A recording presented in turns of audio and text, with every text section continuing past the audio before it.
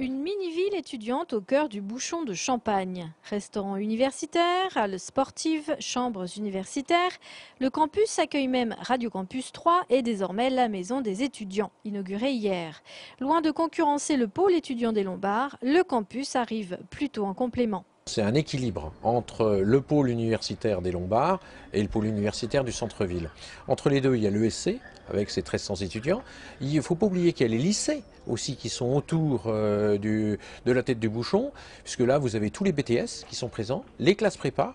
Ça veut dire que vous avez un potentiel, disons, d'1 kilomètre de rayon. Eh bien, vous avez un potentiel pratiquement de 3 4 000 étudiants qui sont présents.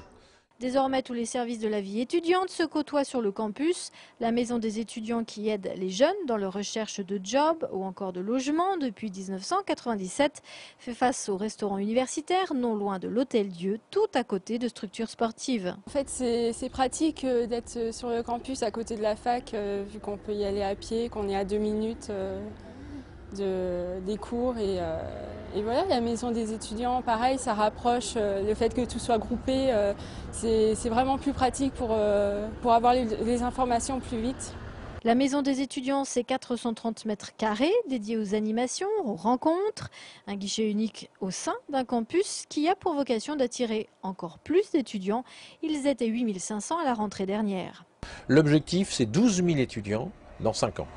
12 000 étudiants, ce qui ferait en effet de l'agglomération troyenne et de Troyes le deuxième centre véritablement sans contestation de la Champagne. C'est déjà le cas, mais en plus ça permettrait de pérenniser définitivement les installations universitaires sur place, le centre universitaire. Vous savez, c'est un seuil critique, c'est ce qu'on appelle la masse critique. Après 36 mois de travaux, le campus devrait être inauguré le 8 juin prochain par Valérie Pécresse.